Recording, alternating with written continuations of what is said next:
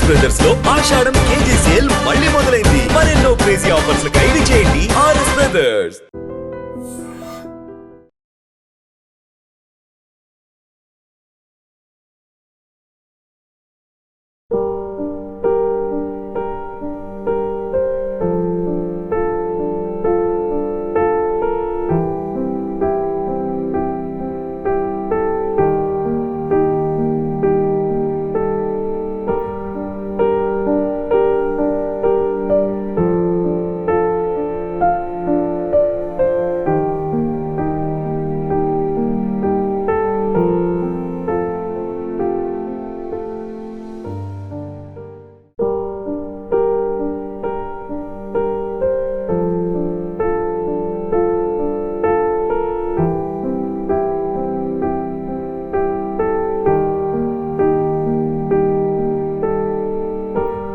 తెలుగు సినీ చరిత్రలో తనదైన ముద్ర వేసుకున్న విలక్షణ నటుడు కోట శ్రీనివాసరావు. ఆయనకు 83 సంవత్సరాలు.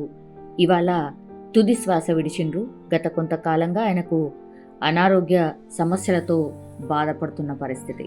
కృష్ణా జిల్లా కంకిపాడుకు చెందినటువంటి కోట శ్రీనివాసరావు 1942 జూలై 10న జన్మించారు.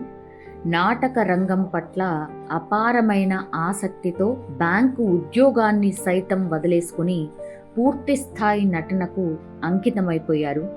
ఆయన నాటక అనుభవం, ఆయన సంభాషణ కావచ్చు, ఒక ప్రత్యేక శైలి ఉంటుంది. 1978లో చిరంజీవి తొలి చిత్రం ప్రాణం ఖరీదుతో కోట శ్రీనివాసరావు సినీ రంగ ప్రవేశం చేశారు. మొదట్లో సినిమాలను సీరియస్గా తీసుకోకపోయినా 1985లో వచ్చిన ప్రతిఘటన చిత్రంలోని గుడిసెల కాసయ్య పాత్రతో తెలంగాణ యాసను పలికిస్తూ ఒక అద్భుతమైన గుర్తింపును పొందారు. తర్వాత ఆయన వెనుదిరుగు చూసుకోలేదు. విలన్, కామెడీ, క్యారెక్టర్ ఆర్టిస్ట్, సహాయ నటుడు, ఇలా ఏ పాత్ర అయినా సరే చాలా అవలీలగా పోషించి నవరసాలు పండించగల బహుముఖ నటుడుగా ఆయన పేరు తెచ్చుకున్నారు. తెలుగుతో పాటుగా తమిళం, హిందీ, కన్నడ, మలయాళ చిత్రాల్లో కూడా ఆయన నటించి మొత్తం 700కు పైగా చిత్రాల్లో నటించారు. ఆహనా పెళ్ళంట 1987, ఇందులో పిసినిగొట్టు లక్ష్మీపతి పాత్రలో ప్రేక్షకులను కడుపుబ్బ నవ్వించారు. గాయం, ఇది 1993లో వచ్చింది. పొలిటికల్ గూండాగా ఆయన నటన విమర్శకుల ప్రశంసలు కూడా పొందింది. యమలీల 1994లో ఒక మాంత్రికుడుగా ఆయన పాత్ర ఎంతో పేరు తెచ్చుకుంది. మణి 1993, ఇందులో ఆయన ఇంగ్లీష్ సంభాషణ ప్రేక్షకులను విశేషంగా ఆకట్టుకుంది. ఇంట్లో ఇల్లాలు, వంటింట్లో ప్రియురాలు, ఇది 1996వ సంవత్సరంలో వచ్చింది. వెంకటేష్ తండ్రిగా నటించి మెప్పించాడు. గణేష్, ఇది 1998లో వచ్చింది. కామెడీ విలన్గా సాంబశివుడు పాత్రలో ఆకట్టుకున్నారు. ఆ నలుగురు 2004 సంవత్సరం, ఈ చిత్రంలో ఆయన నటనకు నంది అవార్డు కూడా అందుకున్నారు. జూనియర్ ఎన్టీఆర్ నటించిన రాఖీ, బృందావనం వంటి చిత్రాల్లో తాత పాత్రలు కావచ్చు. అత్తారింటికి దారేది 2013లోని ఈ పాత్రల్లో కూడా ఆయన కెరీర్లో ఒక మైలురాళ్ళు అని కూడా చెప్పొచ్చు. తెలుగుతో పాటుగా తమిళం, హిందీ, కన్నడ, మలయాళ భాషల్లో మొత్తం కలిపి 750కి పైగా చిత్రాల్లో నటించారు. అమితాబ్ బచ్చన్ వంటి గొప్ప నటులతో కలిసి కూడా ఆయన సర్కార్ వంటి హిందీ చిత్రాల్లో నటించారు. కేవలం విలన్గా, హాస్య నటుడుగానే కాదు, సహాయ నటుడుగా, క్యారెక్టర్ ఆర్టిస్ట్గా కూడా కొన్ని వందల సినిమాల్లో నటించి మెప్పించాడు. తండ్రి, బాబాయ్, ఒక పెద్ద మనిషిలాగా, రాజకీయ నాయకుడిగా, పిసినిగొట్టులాగా, ఆదరించే తాతయ్య లాంటి ఎన్నో విభిన్న పాత్రల్లో ఆయన ఒదిగిపోయారని చెప్పొచ్చు.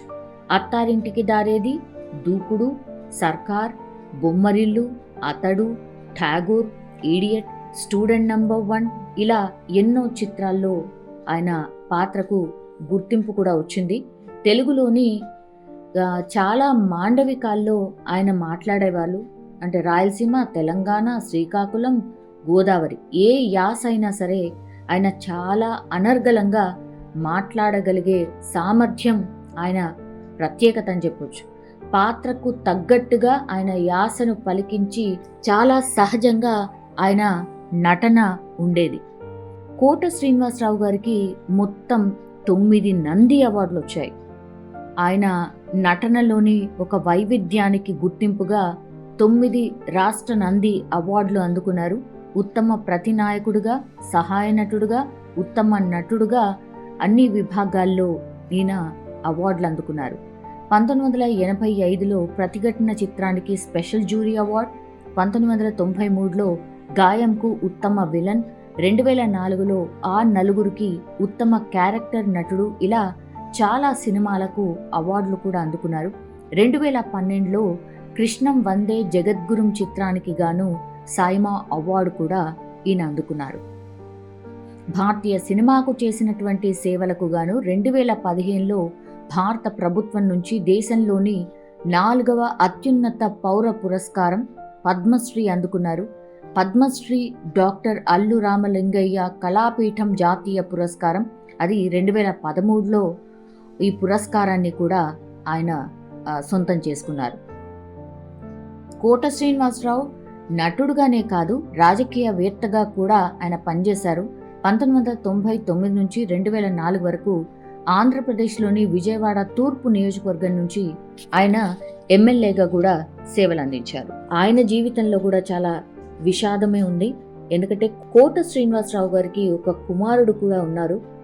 ఆయన పేరు కోట వెంకట్ ఆంజనేయ ప్రసాద్. దురదృష్టవశాత్తు ప్రసాద్ 2010 జూన్ 20వ తారీఖున హైదరాబాద్లో జరిగినటువంటి ఒక రోడ్డు ప్రమాదంలో మరణించారు. సో ఈ ఘటన కోట జీవితంలో ఒక కోలుకోలేని పెద్ద దెబ్బ.